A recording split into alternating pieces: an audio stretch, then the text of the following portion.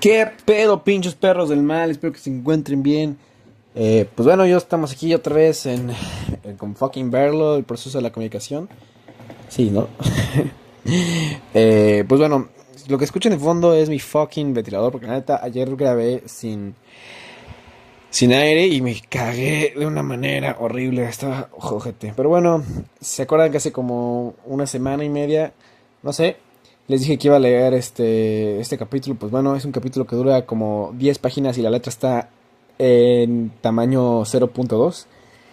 Va a estar cabrón, pero pues nada que no esté fuera de mi alcance. La verdad es que soy un gran orador, la verdad. Bueno, espero que les guste. Este es el capítulo 5 que nos dejó la maestra no me acuerdo, de verlo. Bueno, sí le voy a poner, no me acuerdo cómo era, ¿no? Pero bueno. Capítulo 5. La interacción. Objetivo de la comunicación interpersonal. Hemos dedicado bastante espacio a referirnos a las formas en que se comportan las fuentes y los receptores de la comunicación. Al principio definimos la comunicación como un proceso y destacamos que es dinámico, que va hacia adelante, sin punto de partida ni punto final. Esto es cierto. No obstante, a veces hemos hablado necesariamente de la comunicación como si ésta fuera estática, no dinámica.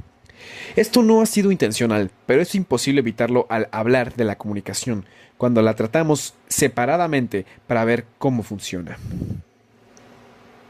Ok, perdón. En este punto podríamos sernos provechoso rever la comunicación como proceso. Las conductas de la fuente no se producen independientemente de las conductas del receptor, o viceversa. En toda situación de comunicación, la fuente y el receptor son interdependientes. El concepto de interdependencia es en sí mismo complejo y puede ser ilustrado definiendo las posibles relaciones entre dos receptores, tales como A y B. Estos son independientes solo a condición de que uno no afecte al otro. Por ejemplo, el color del cabello de una persona, A, y el hecho de que use la mano izquierda o la derecha, B, son independientes. No influyen el uno en el otro. Existen las mismas probabilidades de que una rubia utilice la mano derecha que la izquierda. Lo mismo ocurre con una morena o con las pelirrojas. La gente que utiliza su mano derecha puede ser tanto rubia como morena o pelirroja. Y lo mismo es cierto para la gente que es zurda. Ninguna de estas cosas influye en la otra. Existe una relación de dependencia entre A y B si A afecta a B, pero B no afecta a A, o viceversa. Por ejemplo, el cultivo de la ambrosía, A, y los casos de fiebre del heno, B, tienen una relación de dependencia. La presencia de la ambrosía afecta a ciertas personas produciéndoles fiebre del heno. Esta es dependiente de la existencia de esa flor. En cambio, la ambrosía no es dependiente de la existencia de la fiebre del heno. Las personas atacadas de esta dolencia no ejercen influencia sobre la ambrosía. A no es afectado por B, pero B sí lo es por A. Por ese motivo, A y B tienen una relación de dependencia. La interdependencia puede ser definida como dependencia recíproca o mutua.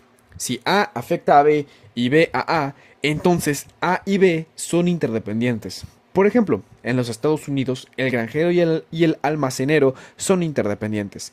Los alimentos que cultiva el granjero influyen en el producto que puede vender el almacenero. Por otro lado, las ventas de este repercuten en el tipo y en la cantidad de cosechas del granjero. Cada uno depende del otro e influye sobre él.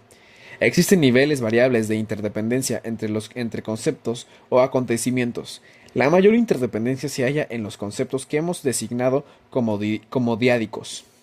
Por ejemplo, los conceptos de padre e hijo son interdependientes por el solo hecho de existir, pues ninguno puede ser sin el otro. Lo mismo es cierto para marido y mujer, conductor y seguidor, supervisor y supervisado, etc. Esto puede llamarse interdependencia por definición. Los conceptos diádicos se refieren a las relaciones entre acontecimientos que no pueden existir solos. La comunicación entre dos o más personas exige una relación interdependiente, pero aún así los niveles de interdependencia comunicativa varían de una situación a otra. ¿En qué forma difieren? Niveles de interdependencia comunicativa. Para los propósitos de la discusión hemos de distinguir 4 niveles de interdependencia comunicativa. Una vez más es necesario destacar que al hacer esto hemos que al hacer esto estamos deformando el proceso de la comunicación. Los 4 niveles discutidos no son independientes. Toda situación de comunicación incluye probablemente algún aspecto de cada uno de ellos. Empero, existen diferencias de intensidad entre una situación y otra. Si recordamos que estamos haciendo una distinción entre los niveles para destacar diferencias de intensidad y no de especie, no nos equivocaremos. Si suponemos que la comunicación a cierto nivel de interdependencia no está relacionada con los demás niveles, no estaremos tomando en cuenta el aspecto procesal de la comunicación. Interdependencia física por definición. Si nos detenemos un momento para reflexionar, se hace evidente que los conceptos de comunicación de fuente y receptor son diádicos. Dependen uno de otro, incluso para su propia definición. No se puede definir una fuente sin definir un receptor, como tampoco es posible hacer la definición de un receptor sin llevar a cabo la de una fuente. Además de su interdependencia por definición, las funciones de la fuente y del receptor son físicamente interdependientes, aun cuando puedan ser efectuadas en distintos momentos de tiempo y lugar. Cuando 2 personas se están comunicando, una confía en la existencia física de la otra para la emisión o recepción de los mensajes. A veces, este es el único tipo de interdependencia mutua implicado hasta un punto apreciable. Por ejemplo, examinemos la siguiente conversación hipotética entre un capataz industrial, Harry, y el obrero de una planta, John. John y Harry trabajan en la misma división. Se encuentran cuando llegan al trabajo y sostienen la siguiente conversación. John: Harry, déjame que te cuente lo que ocurrió anoche en casa. Harry: bueno, John, sabes, las cosas no van bien en ese trabajo de asamblea experimental, en la línea. John: llegué a casa la otra noche y todo estaba en mi contra. Mi mujer dijo que los chicos habían estropeado algunas plantas del patio. Harry: si no nos lanzamos pronto a la producción intensiva en ese trabajo, no veo cómo. John: el sistema de cañería se descompuso en el sótano. Harry: podremos cumplir con el contrato por el cual estamos trabajando. John: y el perro trató de morder al niñito en la calle. Harry: las cosas andan mal. John: por cierto que sí. Este conjunto de mensajes ha sido ligeramente exagerado para demostrar un punto, pero casi todos nosotros hemos tenido oportunidad de escuchar conversaciones como esta, y hasta de participar alguna vez en alguna.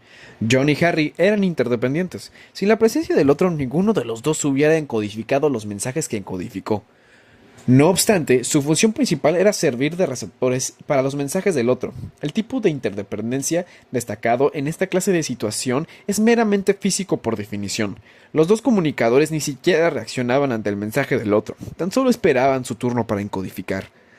Probablemente no pondríamos a esta comunicación el rótulo de buena o efectiva. Es un tipo frecuente de comunicación. Cuando nos comunicamos en esta forma, no estamos hablando del uno al otro, estamos simplemente hablando. No nos sentimos cómodos al encodificar ciertos mensajes, a menos de hallarnos en presencia de otra persona, y no lo podemos seguir haciendo cuando... Discúlpenme, es que tengo que mover la página, jeje. Cuando... Ok, bueno, la siguiente página es un diagrama, capaz si lo pongo, no sé, la verdad, no creo, pero bueno, lo voy a seguir. Ok, y no lo podemos seguir haciendo cuando estamos con otro, a menos que éste no soporte o utilice la situación en provecho propio. Somos interdependientes, pero tan solo debido a la naturaleza diádica de los conceptos de fuente y receptor. Interdependencia de acción-reacción. Para ilustrar lo que se requiere decir con la expresión interdependencia de acción-reacción, podemos utilizar cualquiera de los muchos servomecanismos. Por ejemplo, tomemos la relación entre la caldera moderna y el termostato que tenemos en nuestro living. Podemos considerar las conductas del termostato y de la caldera como una relación de comunicación. Tanto el termostato como la caldera hacen de fuente y de receptor. Cada uno encodifica mensajes y recibe mensajes del otro. Cada uno influye en el otro. Son interdependientes y esta relación es algo más que una mera interdependencia física. Las respuestas dadas por cada uno están determinadas por las del otro. Podemos describir la situación de comunicación entre el termostato y la caldera en la siguiente forma. El termostato tiene una intención, un propósito: mantener la temperatura de la habitación a un nivel determinado, 20 grados, por ejemplo. Mientras la temperatura se mantiene a ese nivel, Mientras la temperatura se mantiene a ese nivel, el termostato está silencioso. No encodifica mensaje alguno. Cuando la temperatura baja de ese nivel, el termostato transmite un mensaje a la caldera: ponte a funcionar. El termostato actúa. Cuando la caldera recibe el mensaje ponte a funcionar, lo decodifica y reacciona ante él. Permite que el gas o combustible penetre en sus cámaras, lo cual aumenta la fuerza del piloto y produce calor. Cuando el aire que se halla en la parte superior de la caldera alcanza un determinado nivel de temperatura, como 40 grados por ejemplo, empieza la acción de otro termostato. Ninguno de estos mensajes es transmitido al termostato. Son respuestas internas, encubiertas, de la caldera. Empero, cuando empieza a funcionar el soplador, la caldera empieza a transmitir un mensaje al termostato: calor. El termostato recibe este mensaje, reacción de la caldera, lo decodifica y decide que su propósito original ha sido cumplido. La temperatura de la habitación se halla ahora al nivel deseado. Al tomar esta decisión, el termostato reacciona con respecto al calor que recibe encodificando otro mensaje: deja de funcionar. La caldera reacciona frente a este mensaje reduciendo la entrada de combustible o de gas, disminuyendo la fuerza del piloto, cerrando el soplador e interrumpiendo la transmisión de calor. En el momento que corresponda, el termostato reacciona frente a la... perdón. Otra vez. En el momento que corresponda, el termostato reacciona frente a la ausencia de calor, decide que la temperatura ha descendido por debajo del nivel deseable y encodifica otro mensaje: ponte a funcionar. El ciclo comienza. Se produce una comunicación continua entre la caldera y el termostato. Cada uno transmite mensajes y los recibe a su vez. Cada uno reacciona frente a los mensajes que le llegan. La relación termostato-caldera ilustra muchas situaciones de comunicación. Tomemos el ejemplo anterior de la discusión de Bill y John mientras cenaban. Bill tenía un propósito. Quería que John le hiciera llegar la sal. Encodificó en un mensaje: alcánzame la sal, por favor. Desempeñó una acción. John decodificó el mensaje y reaccionó ante él. Respondió alcanzando la sal. Su acción fue interpretada como el resultado de haber codificado el mensaje de Bill. Cuando éste percibió la reacción de John, reaccionó a su vez ante ella estirando la mano para tomar la sal y dándole a John las gracias. Cada una de esas conductas dependía de la conducta precedente. Bill actuó y John reaccionó. Bill y John eran interdependientes. Cada uno de ellos se vio afectado por la acción del otro. Feedback. La terminología de la comunicación comprende un término relacionado con la interdependencia de acción-reacción a la cual ya nos hemos referido: el feedback. Es correcto decir que la caldera reaccionó ante el termostato. Sin embargo, si analizamos la situación desde el punto de vista del termostato, podemos decir que la reacción de la caldera fue retroalimentada dentro del termostato. Este puede utilizar la reacción de la caldera para determinar su próximo mensaje. El feedback el feedback proveniente de la caldera fue de utilidad porque influyó sobre el mensaje ulterior producido por el termostato. De no haber feedback de la caldera, el termostato no podría determinar si debe decir a la caldera que siga produciendo calor o que deje de funcionar.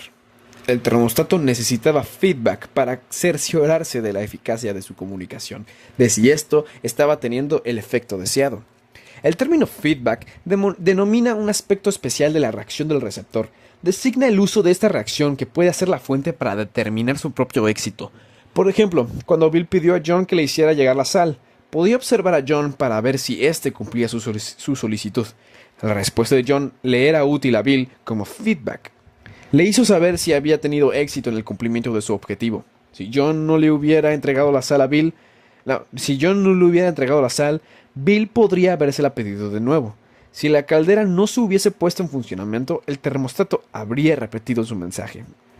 La fuente puede utilizar la reacción de su receptor como verificación de su propia efectividad y como guía de sus futuras acciones. La reacción del receptor es una consecuencia de la respuesta de la fuente. Como tal, sirve de feedback para la fuente. El feedback proporciona a la fuente la información con respecto al éxito que obtuvo al cumplir su objetivo. Al hacer esto, ejerce un control sobre los futuros mensajes que la fuente encodifica. En el ejemplo termostato-caldera, la reacción de cada uno de estos a la conducta del otro hace de feedback.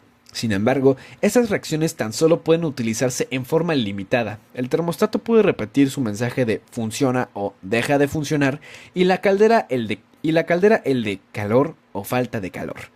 No cabe a ambos otra alternativa. Ninguno puede comunicar un mensaje distinto, alterar el código, el contenido o tratamiento de su mensaje. Lo más que puede hacer el feedback en este caso es influir sobre la repetición de un mensaje. En la comunicación humana podemos utilizar el feedback con un alcance mucho mayor. La respuesta de John a Bill era utilizable por este como feedback, pues le hacía saber si había tenido éxito o no. Si John no le hubiera entregado la sal, Bill hubiera podido modificar su mensaje, cambiar el código, el contenido o el tratamiento. Bill podía haber cambiado los canales y señalado el objeto, o haber modificado los receptores acudiendo a otra persona. Incluso tuvo la posibilidad de cambiar de propósito y tomar la comida sin sal. También John podía recibir feedback. Al hacer llegar la sal a Bill, pudo observar su respuesta. Una de las posibilidades era que Bill sonriera y dijera «gracias», o empezara a usar la sal.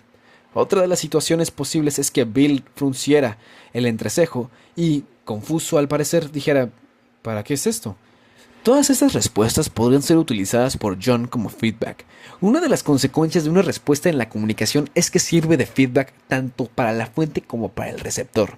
En resumen, la comunicación implica a menudo una interdependencia de acción-reacción. La acción de la fuente influye en la reacción del receptor y la de éste influye a su vez en la reacción subsiguiente de la fuente, etc. Tanto la fuente como el receptor pueden hacer uso de las reacciones de cada uno. Las reacciones sirven de feedback, permiten a la fuente o al receptor controlarse a ellos mismos, determinar hasta qué punto están teniendo éxito en el cumplimiento de su propósito. El feedback también influye en la conducta subsiguiente, si la fuente y el receptor son sensibles a esta. Cuando una fuente recibe un feedback que recompensa, continúa produciendo el mismo tipo de mensaje.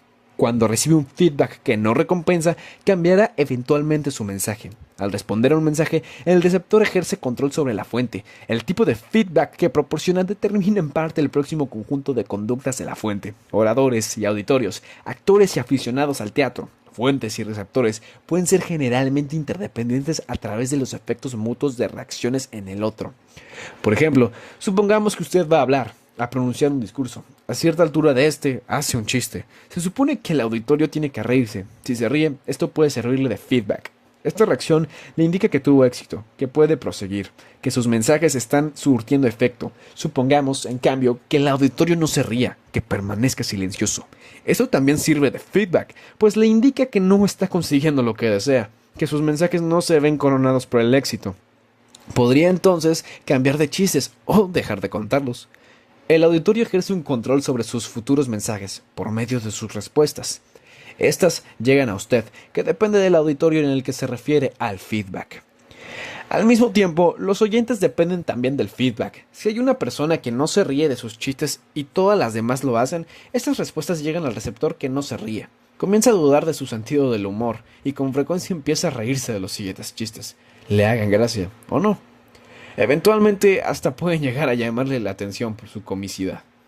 Las fuentes y los receptores de la comunicación son mutuamente interdependientes en lo relativo a su existencia y al feedback. Cada uno de ellos ejerce una continua influencia sobre sí mismo y sobre los demás, por el tipo de respuestas que da a los mensajes que emite y recibe. Un periódico influye en sus lectores seleccionando las noticias que les está permitiendo leer. Por otra parte, los lectores también influyen en el periódico, aun cuando no tanto como quisieran hacernos creer algunos publicistas. Si los lectores no compraran el diario, feedback negativo, puede ocurrir que éste cambie la selección y presentación de sus noticias. Los agentes publicitarios controlan los motivos dados al público para que éste compre tal o cual producto. Pero el consumidor influye en el agente publicitario a través del feedback. Si el público compra más, feedback positivo, el agente publicitario conserva los mismos mensajes. Si el público deja de comprar el producto, feedback negativo, el agente publicitario cambia su mensaje o los accionistas buscan otro gerente de publicidad. Podemos distinguir una situación de comunicación de otra por la facilidad con que es obtenido el feedback. Es evidente que la comunicación de persona a persona permite el máximo de feedback. Todos los canales disponibles de comunicación pueden actuar. La fuente tiene oportunidad de modificar su mensaje en el acto, como resultado del feedback recibido. Por otro lado, las formas de comunicación a las cuales nos referimos como medios públicos, diarios, televisión, revistas, etc., tienen una mínima oportunidad para el feedback. La fuente y el receptor se hallan separados en tiempo y espacio. Tienen poca probabilidad de obtener feedback de las respuestas del otro. La dificultad en la obtención de feedback... Perdón, otra vez de nuevo. La dificultad en la obtención de feedback para las fuentes que utilizan los medios públicos ha hecho surgir una verdadera industria, la del pulsador de la opinión pública, sobre la base del servicio de apreciación de auditorios, de personal que mide la cantidad de lectores de una revista, de investigadores que estudian el impacto de una edición publicitaria, de organizaciones que entrevistan a los receptores para verificar en forma inmediata y personal sus respuestas. Todos estos profesionales tratan de proporcionar feedback para una fuente de comunicación. Son pagados para ayudar a la fuente a determinar quién recibe sus mensajes o qué reacciones están produciendo. Como receptores de la comunicación, a menudo pasamos por alto nuestro poder de influencia sobre la fuente. En un mercado competitivo, es notable el efecto que pueden tener 10 cartas dirigidas al gerente de una estación de televisión sobre las decisiones de su futuro plan de acción. Nuestras decisiones de desconectar el aparato de televisión influyen en las decisiones futuras con respecto al programa. Esto es, las evaluaciones de auditorios sirven de feedback. La batalla para lograr la atención del público tiene gran importancia en la industria de las emisoras de radio y televisión. Las decisiones más importantes con respecto al plan de acción se toman a menudo tan solo sobre la base del feedback, de la cantidad de gente que escucha o presencia un determinado programa. Hasta en nuestras propias situaciones de comunicación de persona a persona pasamos por alto la importancia del feedback. Como estudiantes, omitimos darnos cuenta de hasta qué punto podemos influir sobre el maestro. Cuando le decimos que no entendemos algo, vuelve a repetir, si es sensible al feedback. Si le manifestamos nuestra creencia de que es un buen maestro, tal vez mejore aún esta cualidad suya. Todo actor afirmará que su representación es mejor cuando su auditorio reacciona favorablemente, cuando éste da respuestas que él puede utilizar como feedback positivo. Subestimamos el valor del feedback cuando nos comunicamos con los amigos y los familiares. Olvidamos hacerles saber que pensamos que desempeñaron un buen trabajo o que los queremos. Respuestas de este tipo son útiles como feedback e influyen en sus futuras acciones hacia nosotros. Las relaciones acción-reacción son de gran valor para el análisis de la comunicación. El feedback es un importante instrumento de influencia. Las reacciones del receptor son útiles a la fuente para analizar su efectividad. También influyen en sus conductas subsiguientes, por servir como consecuencia de sus respuestas anteriores. Si el feedback produce recompensa, se persevera. Si no la produce, se modifica el mensaje para aumentar las probabilidades de tener éxito. El conocimiento y la utilización del feedback aumenta la efectividad de la comunicación del individuo. La aptitud de observar cuidadosamente las reacciones de otros ante nuestros mensajes constituye una de las características de aquellas personas a las cuales definiríamos como capacitadas para relaciones humanas o sensibles para el papel de comunicador. Es exacto decir que se pueden encontrar situaciones de comunicación que se ajustan a este nivel de acción-reacción de interdependencia entre la fuente y el receptor. También es cierto que resulta útil conservar el concepto de acción-reacción y el correspondiente concepto de feedback en la comunicación. Sin embargo, existen, por lo menos, dos trampas posibles a las cuales puede conducir este tipo de análisis.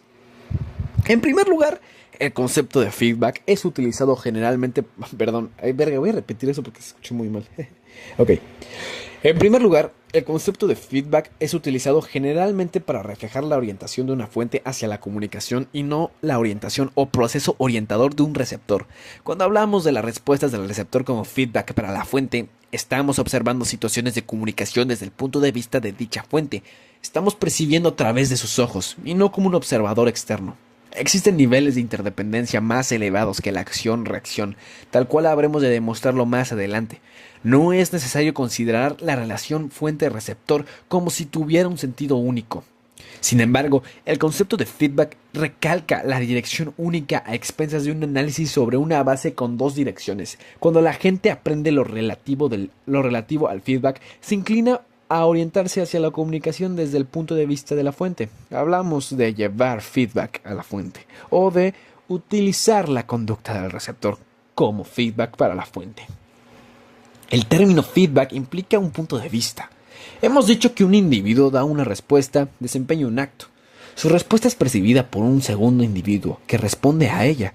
Decimos entonces que el segundo individuo reacciona ante el mensaje original. Cuando llamamos a esta reacción feedback, la estamos estructurando como si fuéramos la fuente original. Hablamos del uso que podemos hacer de una reacción, no de la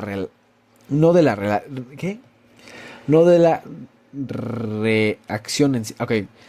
Hablamos del uso que podamos hacer de una reacción, no de la reacción en sí. Nada hay inherentemente erróneo en este tipo de terminología. En realidad es útil pensar de ese modo. A pesar de ello, si no tenemos cuidado, empezaremos a considerar todo el proceso desde el punto de vista de la fuente y a ignorar la interdependencia básica que produjo primero el término feedback.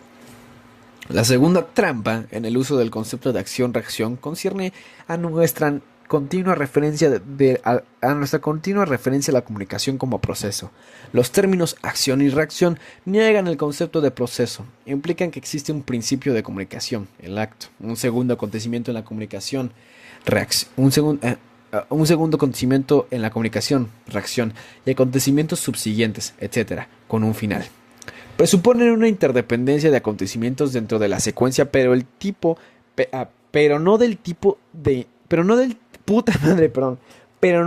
de Ok, fuck. A ver, relax, vamos a leerlo de nuevo. Presuponen una interdependencia de acontecimientos dentro de la secuencia, pero no el tipo de interdependencia dinámica comprendida en el proceso de la comunicación. Las personas no son termostatos o calderas. Poseen la capacidad de efectuar respuestas de ensayo dentro del organismo, de utilizar símbolos para anticipar en qué forma habrán de responder a los demás a sus mensajes, de desarrollar expectativas con respecto a su propia conducta y a la conducta ajena. El concepto de expectativas es crucial para la comunicación humana. Exige el análisis a un tercer nivel de interdependencia en la comunicación. Interdependencia de las expectativas. Empatía. Toda comunicación humana implica predicciones por parte de la fuente y del receptor con respecto a la forma en que los demás habrán de responder al mensaje. Aún en la situación de mínima interdependencia que hemos denominado interdependencia física, tanto Bill como John tenían ciertas expectativas el uno con respecto al otro. Hicieron predicciones sobre la facilidad del lenguaje de su oponente, sobre el tiempo que escucharía antes de hablar, sobre las relaciones sociales existentes entre ellos, etc. Podemos analizar las expectativas, como un nivel distintivo de interdependencia. Sin embargo, hasta cierto punto, este tipo de interdependencia se halla implicado en cualquier comunicación. Todo comunicador lleva consigo una imagen de su receptor. Tiene en cuenta a este, tal como imagina que debe ser, al emitir un mensaje. Prevé las respuestas posibles de su receptor y trata de predecirlas antes de tiempo. Estas imágenes afectan las conductas de su propio mensaje. Por ejemplo, el agente publicitario de Madison. Por ejemplo, el agente publicitario de Madison Avenue tiene una imagen, exacta o equivocada, del público estadounidense. El productor de Hollywood posee una imagen del aficionado del cine. Los periódicos tienen expectativas sobre la forma en que los lectores habrán de reaccionar ante los mensajes. Las revistas pueden ser distinguidas sobre la base de las imágenes que tienen de sus suscriptores. Los gerentes de personal poseen una imagen del típico obrero de fábrica. Los maestros tienen, asimismo, expectativas con respecto a los estudiantes. El desarrollo de expectativas en el receptor por parte de la fuente tiene su contraparte en el desarrollo de expectativas en la fuente por parte del receptor. Los receptores tienen, a su vez, expectativas con respecto a las fuentes. Cuando observamos al presidente, esperamos que habrá de comportarse en determinada forma, y no de otra, porque es el presidente. Los lectores de revistas poseen una imagen de las revistas que leen. La imagen que se forma en el público del Ladies' Home Journal no es igual que la imagen de Fortune, Playboy o True Story. Esperamos de estas revistas diferentes mensajes, distintos tratamientos de mensaje. Los receptores de la comunicación seleccionan y atienden los mensajes, en parte debido a las imágenes que se han formado de las fuentes y a sus expectativas con relación al tipo de mensaje que estas fuentes habrán de emitir. El público posee una imagen de las corporaciones de negocios, de los dirigentes de uniones laborales, educadores, doctores, etc. Una de las principales misiones del experto en relación pública del experto en relaciones públicas es el desarrollo de expectativas con respecto a su cliente. La gente en esa profesión está pagada para manipular la imagen que el receptor se forma de una compañía, de una figura pública, de un producto. Como fuentes y receptores tenemos el uno con relación al otro expectativas que influyen en nuestras conductas en la comunicación. La conducta también se ve afectada por las imágenes que tenemos de nosotros mismos. Nuestras autoimágenes influyen en el tipo de mensajes que creamos y el tratamiento que damos a estos. Nuestras expectativas con respecto a nuestra propia conducta influyen, por su parte, en la elección de los mensajes que hemos de atender. Los suscriptores del Harper's pueden tener autoimágenes distintas de las de los suscriptores del Reader's Digest, o Digest, no sé. Los republicanos tienen expectativas sobre su propia conducta distintas de las de los las de los demócratas, al menos en algunas áreas de su conducta. Como fuentes y receptores, llevamos con nosotros nuestras propias imágenes y un conjunto de expectativas sobre los demás. Utilizamos estas expectativas para decodificar y responder a los mensajes. Tomamos en cuenta a los demás al encuadrarlos. Los construimos para influir sobre un receptor, pero nuestras expectativas con respecto a este influyen en nosotros y en nuestros mensajes. Algunos de los estudios más interesantes referentes a la comunicación analizan las imágenes que tienen de sus receptores los individuos o las organizaciones comunicativas y la forma en que estas expectativas influyen en la conducta de la fuente. Por ejemplo, ¿qué imagen tiene Madison Avenue del típico granjero de Iowa o de la propia Madison Avenue? ¿Qué imagen tiene de sí mismo el ejecutivo de una corporación? ¿Qué imagen tiene del obrero común de fábrica? Etcétera. Estas son preguntas de importancia que pertenecen a la investigación. Las respuestas pueden ayudarnos a explicar por qué la gente trata sus mensajes del modo que lo hace. ¿Por qué las expectativas de una fuente influyen en la forma en que ésta se comunica? Al enfocar el concepto de expectativas, podemos volver a nuestro modelo básico del proceso de comunicación. La fuente y el receptor de la comunicación poseen cada uno ciertas habilidades comunicativas, ciertas actitudes y conocimientos. Cada uno existe dentro de un sistema social y de un contexto cultural. Esto afecta la forma en que habrán de reaccionar ante los mensajes. La comunicación representa un intento de reunir a estos dos individuos, a estos dos sistemas psicológicos. Los mensajes son utilizados para llevar a cabo esta unión de los organismos. En cierto sentido, los mensajes son todo lo que los organismos tienen a su alcance. Utilizando mensajes llegamos a conocer a otros hombres, a conocernos a nosotros mismos. Creemos que podemos comprender en parte lo que está ocurriendo dentro de otra persona. Desarrollamos expectativas sobre lo que está sucediendo dentro de los demás y sobre lo que ocurrirá en nuestro interior. La pregunta básica es, ¿en qué forma desarrollamos esas expectativas? Para decirlo en otras palabras, a menudo hacemos afirmaciones tales como conozco a John o no aceptará ese argumento, lo conozco por fuera y por dentro.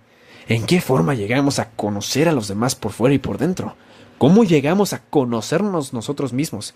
¿Cuál es el proceso que subyace en nuestra capacidad de desarrollar expectativas sobre otros, de predecir la forma en que habrán de conducirse antes de que una situación se presente? Evidentemente, enfrentamos con frecuencia decisiones que exigen este tipo de conocimiento. Decidimos si debemos ascender a Jones, si deberíamos casarnos con Mary o recomendar a Bill para un trabajo responsable.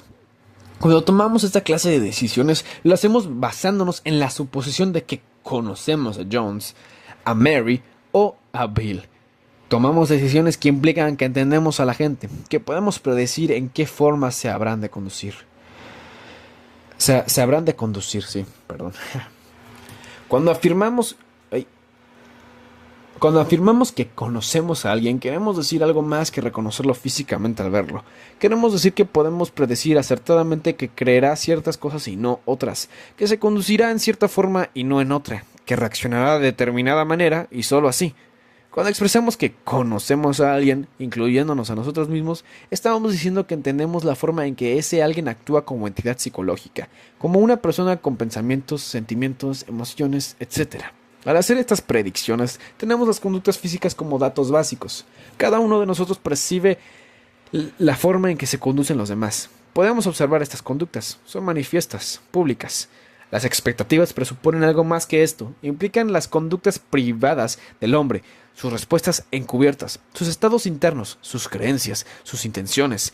Cuando desarrollamos expectativas, cuando hacemos predicciones, estamos suponiendo que poseemos habilidad en lo que los psicólogos llaman empatía, la facultad de proyectarnos en la personalidad de otros. ¿Cómo se desarrolla la capacidad empática? Esto constituye una pregunta básica para los estudiantes de la comunicación. Desgraciadamente, no existe respuesta definitiva a tal pregunta. Los resultados de la investigación no han llegado hasta el punto de que pueda establecerse con certeza una u otra posición. Existen teorías de empatía que son plausibles y compatibles con la evidencia de la investigación. Puede ser que el futuro proporcione una respuesta adecuada, pero solo podemos valernos de lo que sabemos en la actualidad. Cabe definir la empatía como el proceso a través del cual llegamos a las expectativas, a las anticipaciones de los estados psicológicos del hombre. ¿Cuál es la forma en que esto se produce? Los principales puntos de vista sobre la empatía son 3. Una de las escuelas sostiene que no existe tal cosa, que no podemos desarrollar expectativas. Los defensores de esta posición son los que en su mayoría creen en una mera teoría de aprendizaje simple en una etapa ER. ¿Qué? No, en una etapa, entre paréntesis, ER. Este tipo de teóricos del aprendizaje sostiene que la comunicación consiste tan solo en un conjunto de mensajes. Un mensaje es emitido por una persona y percibido por otra. En otras palabras, existen estímulos y respuestas. Y eso es todo. Dijimos en el capítulo 4 que una teoría de aprendizaje simple ER podía explicar un aprendizaje animal no humano, pero no las conductas de aprendizaje del hombre, más complejas. Por el mismo motivo, una teoría de empatía simple ER no parece poder explicar la conducta de la comunicación humana. Desarrollamos expectativas. Poseemos la capacidad de proyectarnos en los estados internos de los demás. No es posible aceptar el argumento de que la empatía carece de significado para nosotros, que no podemos desarrollar expectativas y predicciones. Se da algún tipo de proceso interpretativo. Este desarrollo de las expectativas exige un tipo especial de habilidad. Tenemos que ser capaces de poder pensar en objetos que no son asequibles. Las expectativas exigen decisiones con respecto al no aquí y al no ahora. Con el fin de tener expectativas de poder hablar sobre el no aquí y el no ahora, creamos símbolos arbitrarios para representar los objetos que no son asequibles. Necesitamos ser capaces de producir estos símbolos y de saber manipularlos. El hombre se distingue de los demás animales por el hecho de haber desarrollado estos 2 talentos. Es capaz de recibir y manipular símbolos arbitrarios, así como de producir estos símbolos para servir a sus propósitos.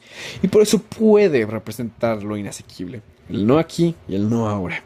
Como lo expresa Thorndike, el uso de símbolos arbitrarios permite a los humanos pensar sobre las cosas y no solo pensar cosas. El hombre posee, evidentemente, ese talento, aun cuando existan diferencias individuales entre las personas. Algunos de nuestros juegos comprenden este tipo de habilidades, con el desarrollo de la capacidad empática. El ajedrez constituye un ejemplo. Un buen jugador de ajedrez no puede confiar en la acción-reacción. Desarrolla expectativas sobre las consecuencias de sus conductas y actúa de acuerdo con estas expectativas. Prevé la forma en que habrá de reaccionar al otro, a menudo con varias jugadas de antelación. Delibera antes de mover un peón. Se dice a sí mismo: si muevo este peón, mi contrincante probablemente tomará mi caballo con su alfil. Pero si lo hace, yo le daré jaque mate a su rey con mi reina, etc. Las mismas cosas ocurren en el bridge. El buen postor anticipa posibles posturas de respuestas por parte de su compañero o contrincante antes de hacer su propia postura. También prevé la forma en que habrán de jugar sus manos los demás. El hecho de que el bridge incluya este tipo de habilidades es lo que evita que se convierta en un juego mecánico que se pueda describir en los libros. Diferimos en nuestra habilidad empática. Algunos son mejores pronosticadores que otros. Podemos rechazar el argumento de que no hayamos significado para el concepto de empatía. Todos anticipamos el futuro. Hacemos conjeturas con respecto a las relaciones entre A, ciertas conductas por nuestra parte, B, conductas subsiguientes de otras personas, y C, conductas subsiguientes propias. Hacemos algo más que accionar y reaccionar. Desarrollamos con respecto a otros expectativas que influyen a nuestras acciones, aún antes de que las adoptemos. Esto es lo que queremos decir con empatía. Teorías de empatía. Existen dos teorías populares con respecto a la base de la empatía. Las dos coinciden en que los datos básicos de las expectativas son las conductas físicas ejecutadas por el hombre, es decir, los mensajes. Ambas están de acuerdo en que las predicciones del hombre sobre sus estados psicológicos internos se basan sobre conductas físicas observables. Las dos coinciden también en que el hombre hace tales predicciones utilizando símbolos para representar esas conductas físicas y manipulando estos símbolos. Al llegar a este punto, las dos teorías difieren diametralmente.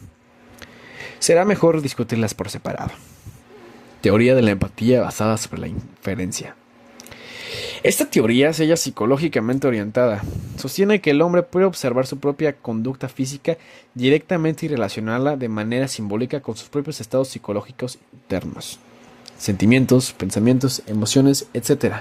A través de este proceso, el hombre llega a tener significados, interpretaciones, para su propia conducta física. Desarrolla un concepto del ego, por sí mismo, basado en las observaciones e interpretaciones de su propia conducta. Teniendo un concepto de sí mismo, se comunica con las demás personas, observa sus conductas físicas, basándose en las interpretaciones que hiciera anteriormente de sí mismo, lleva a cabo inferencias sobre los estados internos de los demás. En otras palabras, razona consigo mismo que sí. Razona consigo mismo que sí. Por su parte, su conducta representó tal o cual sentimiento. Una conducta similar ejecutada por otra persona ha de representar el mismo sentimiento. Esta manera de considerar la empatía supone que el hombre posee un conocimiento directo acerca de sí mismo y un conocimiento indirecto acerca de los demás. Sostienen que el hombre posee la capacidad de comprenderse a sí mismo. A través del análisis de sus propias conductas, apoyándose en estos análisis, puede hacer inferencias acerca de las demás personas sobre la base de las similitudes entre la conducta de éstas y la suya propia. Examinemos un simple ejemplo de este argumento. Supongamos que alguien se observa haciendo ciertos gestos. Por ejemplo, golpea varias veces con su mano en la mesa. Después analiza lo que sintió al hacerlo. La conclusión que saca es que estaba enojado, fuera de sí. Descubre una relación entre su conducta manifiesta, golpear la mesa, y un estado o sentimiento interno de cólera. Después, la misma persona observa a otra golpeando la mesa. De acuerdo con esta conducta, infiere que ella también está enojada. Por lo tanto, hace suposiciones sobre su estado interno. A. Observando su conducta. Y B. Comparándola con una conducta similar suya que reflejaba enojo. Esta es la posición de una teoría de la empatía basada sobre la inferencia. ¿Qué supone esta teoría? El hombre posee evidencia directa de sus propios... Empezamos de nuevo. Número 1. El hombre posee evidencia directa de sus propios estados internos, pero solo puede obtener evidencia indirecta de los estados internos de las otras personas. 2. Los demás se expresan en un estado interno determinado ejecutando las mismas conductas que usted para expresar el mismo estado. 3. El hombre no puede comprender los estados internos que él no haya experimentado. No puede comprender emociones que no ha sentido, pensamientos que no ha tenido, etc. Examinemos estas suposiciones una por una. En primer lugar, una teoría de la empatía, basada sobre la inferencia dice que el hombre posee un conocimiento directo de sí mismo, que todo otro conocimiento es indirecto. Como podremos comprobarlo, la otra forma principal de enfocar la empatía contradice directamente este supuesto. No es posible resolver este problema utilizando la evidencia de investigación que está al alcance de todos. Este supuesto no puede ser aceptado ni rechazado. Hay una evidencia considerable que contradice la segunda suposición, de que todos quieren significar lo mismo con las conductas que ejecutan. Muchos trastornos de la comunicación surgen de esta creencia. A menudo suponemos que otra persona confiere a una palabra igual significado que nosotros, que la sonrisa de otro expresa un estado interior semejante al nuestro cuando sonreímos, que los demás ven el mundo en la misma forma que nosotros, tan solo porque ejecutan muchas conductas físicas similares a las nuestras. Es verdad que a menudo podemos formarnos una idea sobre los estados internos de los otros infiriéndolos de los nuestros, como si estuvieran relacionados con nuestra propia conducta. Pero haciéndolo así, nos equivocamos a menudo. Con frecuencia dejamos de conocer los mecanismos internos de los demás al suponer que estos son iguales que al nuestro. El éxito que obtenemos al predecir y anticipar la conducta ajena parecería indicar la necesidad de añadir otro enfoque de la empatía para proporcionar una explicación completa de nuestro éxito. Necesitamos un enfoque que no suponga que el conocimiento directo del hombre es siempre de utilidad. Hay que tener presente que las personas no son iguales. También existe una evidencia que contradice la tercera suposición de la teoría de la inferencia, que no podemos comprender los estados internos no experimentados por nosotros mismos. Pocos teóricos discutirían el principio de que el hombre comprende mejor aquello que ha experimentado por sí mismo. Sin embargo, podemos hallar muchos ejemplos de la comprensión, al menos en parte, de emociones que no han sido experimentadas. Por ejemplo, podemos empatizar con una madre que acaba de perder a su niño. Podemos tener expectativas sobre la forma en que se habrá de conducir, sobre la naturaleza de sus estados internos, aun cuando nunca hayamos sufrido la pérdida de un hijo. Podemos empatizar con personas que se hallan en un estado de gran felicidad con motivo de su próximo casamiento, aun cuando no nos hayamos casado. La experiencia aumenta nuestra comprensión, pero no parece ser esencial para ella. Esos son los principales argumentos de una teoría de la empatía basada en la inferencia. Parecería que tales argumentos tuvieran cierto mérito. Sin embargo, la teoría de la inferencia no explica la empatía en términos completamente satisfactorios. Podemos volver ahora nuestra atención al segundo punto de vista, popularizado por Mead y considerado generalmente como un punto de vista sociológico. Mead definió su teoría con el rótulo de desempeño de rol. Teoría de la empatía basada en el desempeño de rol. Supongamos que el conocimiento directo del hombre no es acerca de sí mismo, o que éste tiene un concepto del yo antes de comunicarse con otros. Podemos examinar algunas de las conductas del hombre y tratar de interpretar sus implicaciones para la empatía. Observemos al niño muy pequeño, al infante. ¿En qué forma se conduce? ¿Cómo desarrolla su habilidad para empatizar? Los datos básicos observables en el infante son las conductas físicas, las conductas de mensaje. El niño, igual que todos los demás, puede observar y ejecutar una conducta física. La cuestión es saber cómo hace el niño para desarrollar interpretaciones de sí mismo y de otros basándose en conductas físicas observables. Los teóricos de la asunción de rol sostienen que el recién nacido no puede distinguir entre él y los demás, ni entre una y otra persona. Para desarrollar el concepto de sí mismo, el niño necesita primero verse como un objeto. Tiene que actuar hacia sí mismo en igual forma en que actúa hacia los demás objetos, hacia las restantes personas. En otras palabras, el concepto de sí mismo no precede la comunicación, sino que se desarrolla a través de esta. El niño pequeño pone de manifiesto mucha conducta imitativa, observa la conducta de las demás personas, trata de repetir esta conducta lo mejor que puede. Una parte de la conducta que imita está dirigida hacia él. Su madre emite sonidos, habla en su presencia, comienza a imitar esos sonidos. El padre hace gestos con el rostro, sonríe en su presencia, comienza a imitar esos movimientos faciales. Al imitar conductas que están dirigidas a él, el niño empieza a actuar hacia sí mismo en igual forma en que otros actúan hacia él, pero carece de interpretaciones y de significados para estas acciones. Ese es el principio de la asunción del rol, el principio del desarrollo de un concepto del sí mismo. En la primera etapa de la asunción de rol, el niño desempeña en realidad los roles de otras personas sin interpretarlos. Imita la conducta de otros. Al hacerlo, es recompensado por estas respuestas de asunción de rol y las retiene a causa de ello. A medida que el niño se desarrolla, aumenta su conducta de desempeño de rol. Actúa cada vez más hacia sí mismo, en igual forma en que los demás actúan hacia él. A la vez, aprende a producir y a manipular un conjunto de símbolos que tienen significado tanto para él como para los demás. Provisto de un conjunto de símbolos significantes, el niño puede ahora empezar a comprender los roles que asume. Puede comprender también la forma en que las demás personas se conducen con respecto a él. Le es dado empezar a ponerse realmente en el pellejo de los demás, a verse a sí mismo como lo ven los otros. Quienes han observado a los niños saben a qué nos referimos con esto. El niño a la edad de 2 o 3 años juega, por ejemplo, a dar una reunión para el té de mentirillas.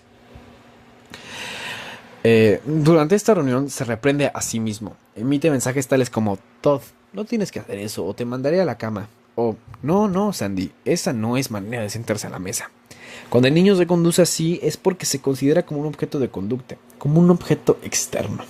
Está desempeñando el rol de sus padres, se está poniendo en el lugar de ellos. Esta es la segunda etapa de la asunción de roles, en la cual el niño desempeña los roles de los demás, pero esta vez comprendiéndolos. A medida que el niño madura, se ve envuelto en las funciones de roles más complejas.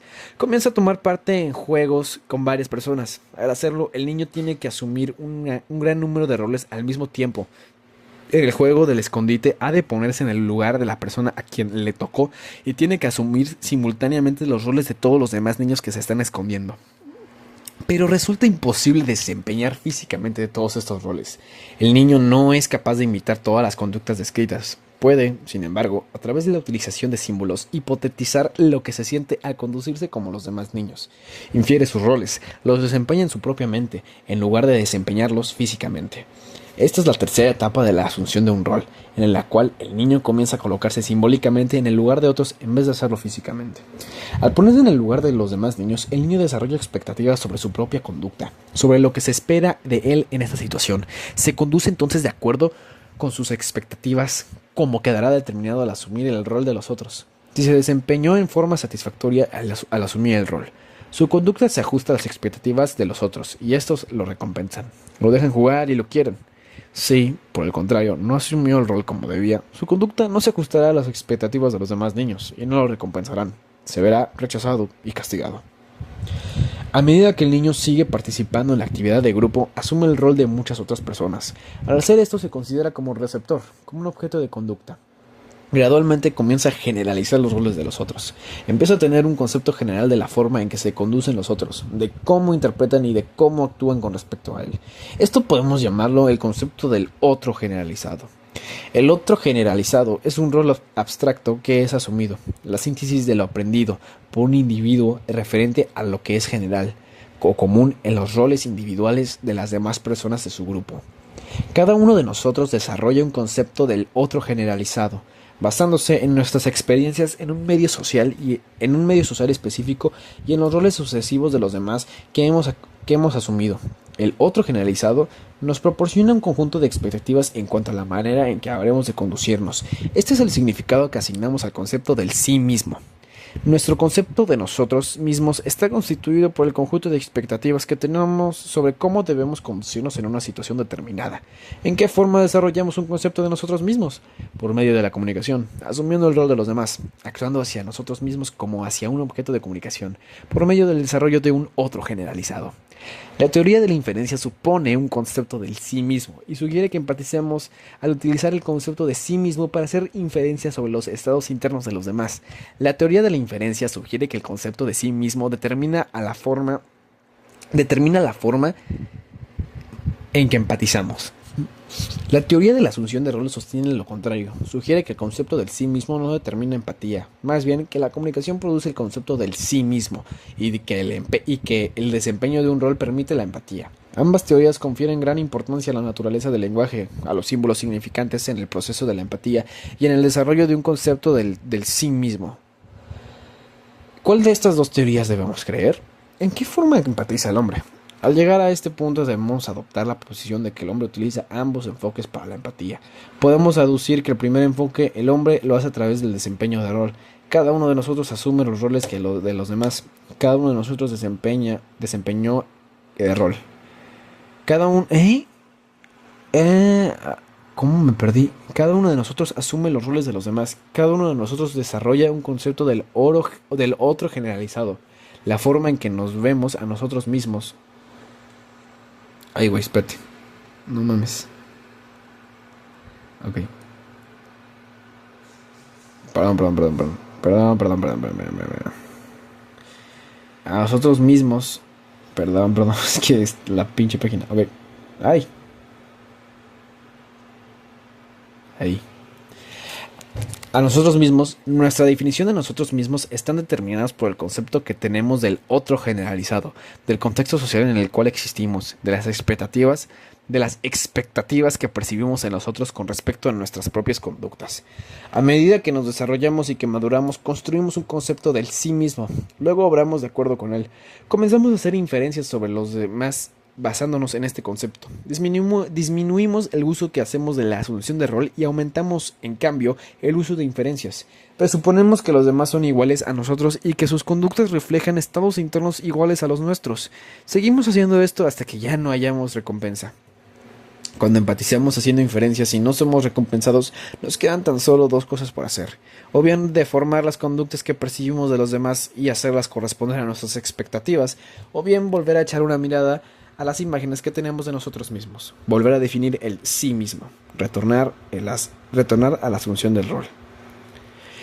Si tomamos la primera solución, deformando el mundo que percibimos, enfermamos mentalmente, sufrimos alucinaciones y terminamos por ir a parar a un sanatorio, lo cual no es deseable. Sin embargo, podemos adelantar que una gran parte del problema de la salud mental se halla relacionada con la incapacidad o renuencia del hombre para modificar la imagen que se ha formado de sí mismo cuando descubre que ésta no es recompensada en su medio social. ¿Qué ocurre con la segunda alternativa? La redefinición del sí mismo. Para hacer esto tenemos que volver al desempeño de rol. Hemos de asumir otra vez el rol de los otros, desarrollar un nuevo concepto del otro generalizado, un nuevo conjunto de expectativas para nuestra propia conducta. Al hacer esto nos volvemos a definir, modificamos de acuerdo con ello nuestras conductas y comenzamos otra vez a hacer inferencias sobre las demás personas. A menudo vemos que estamos asumiendo un rol al revisar nuestra asunción de rol o nuestros conceptos de nosotros mismos. Asimismo, el enfermo mental puede utilizar la asunción de un rol como técnica para aumentar su capacidad de formular hipótesis útiles sobre la forma en que otros accionarían y sobre cómo deberían hacerlo en determinada situación. Al desempeñar el rol de otra persona, combinamos los puntos de vista de la inferencia y del desempeño de rol. Al desempeñar este... ¿Qué? No. A ver, disculpen. Ok, al desempeñar ejecutamos realmente ciertas conductas. De ellas es posible inferir nuestros estados internos. Podemos hacer inferencias de nuestra propia conducta que se ajustan a la de otra persona. Que se ajusten a la de otra persona. Este proceso de asunción-rol, inferencia, prosigue continuamente. A ello nos referimos cuando decimos que el hombre es ajustable, adaptable, capaz de modificar su conducta para ajustarse a la situación, al medio social en el cual se encuentra, desarrolla expectativas asumiendo el rol de otros o haciendo inferencias sobre sí mismo, o ambas cosas. ¿Cuándo hallamos frecuentemente necesario redefinir el sí mismo? Cuando entramos a formar parte de una nueva situación social, de un nuevo grupo, de un distinto medio social. Por ejemplo, al ingresar un adolescente en la universidad, se halla en una nueva situación social, sus inferencias sobre los demás ya no siguen siendo válidas, hace predicciones falsas, tiene expectativas confusas, a menudo comienza a preguntarse a sí mismo quién es. ¿Qué hace entonces el adolescente? Revierte su asunción de rol a menudo a un estado más primitivo, empieza a limitar sin sentido la conducta de los demás, gradualmente asume el rol de otros, estudiantes, maestros, etc. Y es capaz de ponerse en el lugar de otras personas, de verse a sí mismo a través de los ojos de estas. Ok. De verse a sí mismo a través de los ojos de estas. Al hacerlo así, desarrolla un nuevo concepto del otro generalizado. ¡Oh, que la puta madre! Al hacerlo así, desarrolla un nuevo concepto del otro generalizado. Un nuevo conjunto de expectativas sobre su propia conducta. Redefine el sí mismo y empieza a conducirse de acuerdo con su nueva definición. Este tipo de proceso no es exigido muchas veces en la vida. Cuando entramos a formar parte de la nueva comunidad, cuando nos unimos a un nuevo grupo, cuando viajamos hacia una cultura distinta, nuestro poder de predicción se debilita. Se nos hace difícil hacer inferencias sobre las conductas de los demás. Si queremos actuar en forma efectiva en una situación social cambiante, necesitamos ser capaces de poder asumir el papel de otras personas, de redefinirnos en parte. Esto constituye el signo del hombre adaptado. Interacción, objetivo de la comunicación humana. Una de las condiciones indispensables para la comunicación humana es que exista una relación interdependiente entre las fuentes y el receptor. Cada uno de estos afecta al otro. A cierto nivel de análisis, la comunicación implica tan solo una interdependencia física. Esto es, la fuente y el receptor son conceptos diádicos. Cada uno necesita del otro incluso para su definición y existencia. En un segundo nivel de complejidad, la interdependencia puede ser analizada como una secuencia de acción-reacción. Un mensaje inicial influye en la respuesta que le es hecha, y esta, a su vez, en la subsiguiente, etc. Las respuestas ejercen influencia sobre las subsiguientes porque son utilizadas como feedback por los comunicadores, como una información que les ayuda a poder determinar si están logrando el efecto deseado. En un tercer nivel de complejidad, el análisis de la comunicación se refiere a las habilidades de empatía, a la interdependencia producida por las expectativas sobre la forma en que otros habrán de responder a un mensaje. La empatía designa el proceso en el cual nos proyectamos dentro de los estados internos o personalidades de los demás, con el fin de poder prever la forma en que se habrán de conducir. Inferimos los estados internos de otros comparándolos con nuestras propias predisposiciones y actitudes. Al mismo tiempo, entramos a desempeñar un rol. Tratamos de ponernos en el lugar de la otra persona, de percibir el mundo de la misma manera que ésta. Al hacerlo así, desarrollamos el concepto del sí mismo, que usamos para llevar a cabo inferencias sobre otros. Al comunicarse entre nosotros, dejamos de hacer interferencias para asumir un rol como base para nuestras predicciones. Las expectativas de la fuente y del receptor son interdependientes. Cada una afecta a la otra. Cada una se desarrolla, en parte, por medio de la otra. El último nivel de complejidad interdependiente es la interacción. El término interacción designa el proceso de la asunción del rol recíproca, del desempeño mutuo de conductas empáticas. Si dos individuos hacen inferencias sobre sus propios roles y asumen al mismo tiempo el rol del otro, y si su conducta comunicativa depende de la recíproca asunción de roles, en tal caso se están comunicando por medio de la interacción mutua. La interacción difiere de la acción-reacción en que los actos de cada uno de los participantes de la comunicación se hayan interrelacionados, en que influyen unos en otros a través del desarrollo de hipótesis sobre cuál será el resultado de esos actos, en que se ajustan a los propósitos de la fuente y del receptor, etc. El concepto de interacción es primordial para una comprensión del concepto de proceso en la comunicación. La comunicación representa el intento de unificar dos organismos, de llenar la brecha entre dos individuos por medio de la emisión y recepción de mensajes que tengan un significado para ambos. En el mejor de los casos, esta es una tarea imposible. La comunicación interactiva se acerca a este ideal. Cuando dos personas interactúan, se colocan en el lugar del otro. Tratan de percibir el mundo de la misma manera en que lo hace el otro. Procuran prever de qué manera habrá de responder aquel. La interacción implica la asunción recíproca de un rol, el empleo mutuo de habilidades empáticas. El objeto de la interacción es obtener una perfecta combinación de sí mismo y del otro, una capacidad total de saber anticipar, predecir y conducirse de acuerdo con las mutuas necesidades de sí mismo y del otro. Podemos decir que la interacción es el ideal de la comunicación, el fin hacia donde tiende la comunicación humana. Esta comunicación no es interaccional en su totalidad, o al menos no enfatiza a este nivel de interdependencia.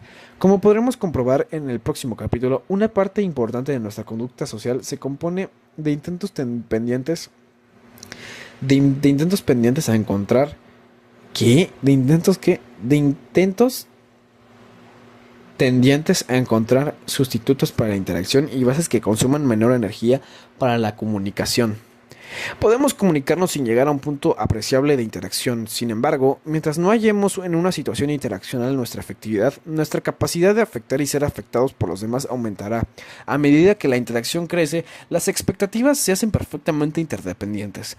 Los conceptos de fuente y receptor como entidades separadas pierden su significado, en tanto que el concepto de proceso se vuelve claro. Sugerencias para la reflexión y la discusión. 1. Durante el transcurso de las próximas 24 horas, trate de hallar ejemplos de comunicación que destaquen cada uno de los 4 niveles de la interdependencia comunicativa. Desarrolle un método que determine qué nivel es realzado. Por ejemplo, en qué forma decidirá usted si una determinada situación destaca a uno o a otro. 2. El término feedback implica un punto de vista. Discuta esta tesis haciendo hincapié sobre las ventajas y desventajas que puede verificar una fuente utilizando este concepto para analizar su propia comunicación. 3. Piensa en alguien a quien conozca bastante bien. Enumera todas las predicciones que pueda acerca de su conducta. Imagine distintas situaciones y trate de prever cómo reaccionaría esta persona en cada una de ellas. Ponga algunas a prueba, observando qué conducta muestran distintas situaciones. Calcule hasta qué punto estuvo acertado en sus predicciones. En los casos en que se equivocó, especule sobre los motivos de su error. Hay un antiguo proverbio que expresa: dime con quién andas y te diré quién. Dime con quién andas y te diré quién eres. Dentro del contexto de la asunción de roles como determinante del concepto del sí mismo, discuta las implicaciones de este proverbio. ¿Lo cree exacto? Defienda su respuesta. Y eso fue el capítulo 5. Así es, lo acabamos de terminar. Estuve en puto largo a la verga. Pues bueno, espero que les haya gustado. Yo solo les traigo mi información. La verdad es que no, ni siquiera qué es lo que estaba leyendo.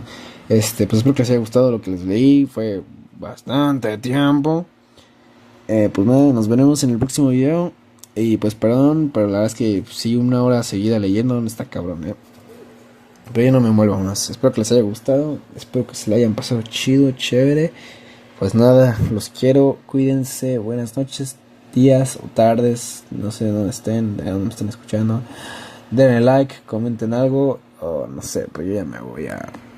Ya me voy a la chingada.